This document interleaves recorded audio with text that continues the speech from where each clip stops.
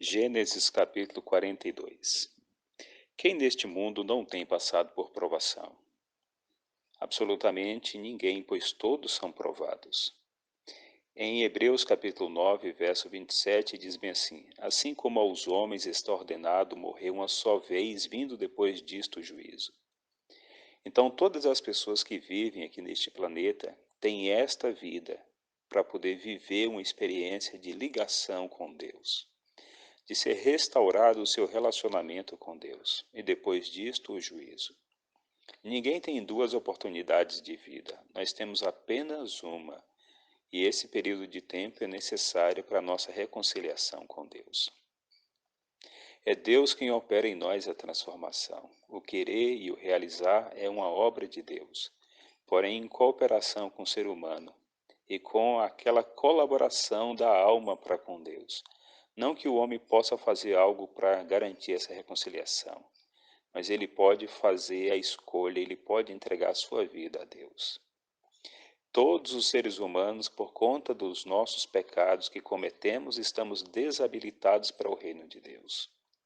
Deus é santidade, Deus é justiça, e nós somos pessoas injustas, pessoas dominadas pelos sentimentos de egoísmo e de iniquidade. Mas Deus está trabalhando para mudar as mentes, os caráteres e a personalidade de todo ser humano. E a ferramenta que Deus usa para isto é justamente as provações deste mundo, as tribulações. É nelas que nós somos moldados pela graça de Cristo. O Senhor nos leva para situações adversas, difíceis, para que a gente possa reconhecer a vileza de nosso caráter. E isto é representado muito bem nessa história do encontro de José com os seus irmãos. Aqueles homens que haviam se mostrado cruéis, sanguinários e indignos. A vida justa de José, o seu comportamento acertado, assertivo, testemunhava contra a vida iníqua deles quando eles trabalhavam juntos. Por conta disso, eles odiaram seu irmão. E só não o mataram por intervenção divina, mas fizeram algo muito pior, venderam ele como escravo. Deus havia mudado a situação. José agora era um líder, um governante no Egito, quase como o próprio faraó. E como tinha se cumprido a profecia que Deus tinha dito a respeito dos 7 anos de fartura e agora os 7 anos de fome, eles estão entrando no segundo ano. Havia se passado 22 anos desde o momento que aqueles homens venderam José como escravo. José foi vendido aos 17 anos. Ele se encontra com Faraó aos 30 anos. Passou-se os 7 primeiros anos de fartura e já está no segundo ano de escassez. Isto dá um intervalo de tempo de 22 anos.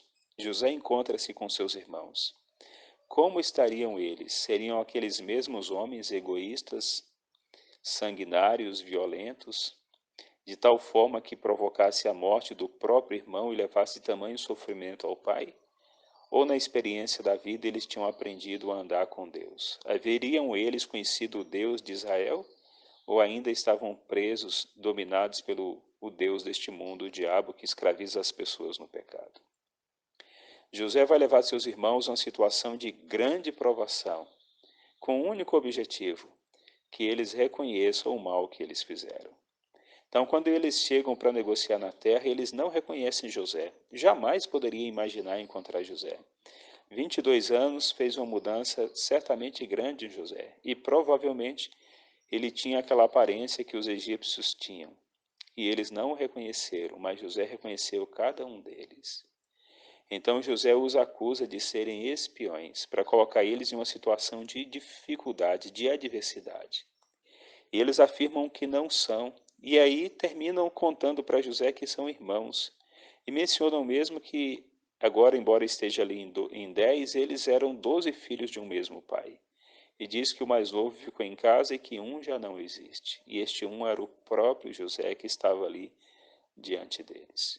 Mas José, com dureza, mantém a acusação de que eles são espiões e os prende a todos eles.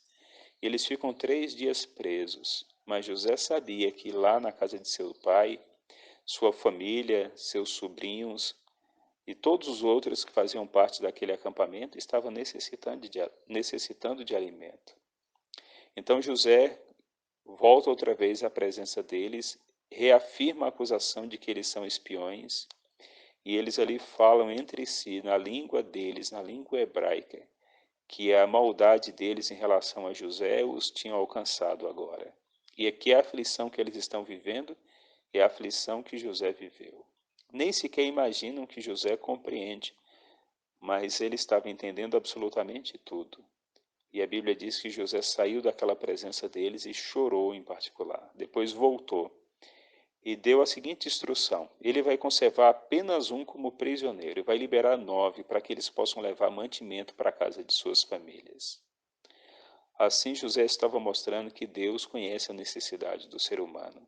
Deus sabe que nós precisamos do pão de cada dia. Deus sabe que nós necessitamos do socorro dele para a subsistência, pois se ele não estender a sua mão, se ele não abrir os seus celeiros, nós morreríamos de necessidade e de fome. Mas misericordioso, tão amável como Deus é, ele supre as nossas necessidades. Seus irmãos foram liberados, com exceção de um. Simeão ficou aprisionado. E no caminho, um dos seus irmãos abriu o saco de mantimento e percebeu que seu dinheiro estava lá. E eles ficaram apavorados, eles não entendiam o que aquilo significava. E quando eles chegam na casa deles em Canaã, quando eles abrem os sacos de mantimento, descobrem que o dinheiro de cada um também está ali. E eles não entenderam que a graça de Deus é realmente uma oferta de amor. Aquele mantimento não estava sendo cobrado, porque representa a bondade de Deus em relação ao ser humano. Deus não cobra, nós não pagamos a Deus.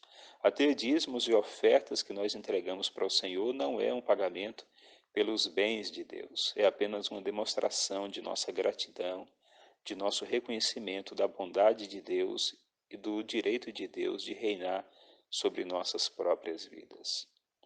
Jacó também fica aflito quando vê aquele dinheiro que voltou. E eles dizem que José, que na verdade era o governador, eles não sabiam que era José, havia afirmado que não poderiam voltar à presença dele, não poderia comprar nada na terra se o irmão mais novo não voltasse com eles. E Jacó já tinha afirmado, nesse encontro com seus irmãos, corrigindo que se Benjamim não voltasse com eles. Jacó havia dito que se Benjamim fosse e acontecesse alguma coisa, ele se desesperaria e por conta disso ele não deixaria Benjamim voltar. Depois eles iriam consumir todo este mantimento que trouxe e a fome iria persistir. E no capítulo 43 a gente vê que eles fazem uma tentativa com o pai para que deixe o irmão voltar com eles. Mas o que Deus estava fazendo era mostrar para aqueles próprios homens a gravidade dos seus pecados, a necessidade de uma vida realmente nova, mostrando que o pecado traz sofrimento, traz angústia, traz desespero. E eles lembravam do desespero de José, quando estava sendo vendido como escravo. E agora o desespero deles mesmos mostra que o seu pecado os alcançou. E o pecado de cada ser humano os alcança. Nós necessitamos do perdão de Deus, mas nós precisamos mais do que o perdão. Nós precisamos da transformação que só Deus pode fazer em nossas vidas pela atuação do Espírito Santo. Se nós permanecermos egoístas, avarentos, pessoas sem amor, sem afeição, sem misericórdia, pessoas iníquas, injustas, promíscuas, nós estamos definitivamente fora do reino eterno do Senhor. Se nós necessitamos de perdão, nós também necessitamos de transformação. Essa transformação é a operação da salvação se desenvolvendo na vida, na alma, no coração das pessoas. E todos aqueles que sentem esta necessidade sabem que não existe como por si mesmo se livrar dos seus pecados, de seu coração corrupto. Mas aqueles que olham com fé para o Deus eterno, que pagou o preço dessa ampla salvação através do sacrifício de Jesus, sabe que nele pode encontrar o poder que muda, que transforma e que restaura.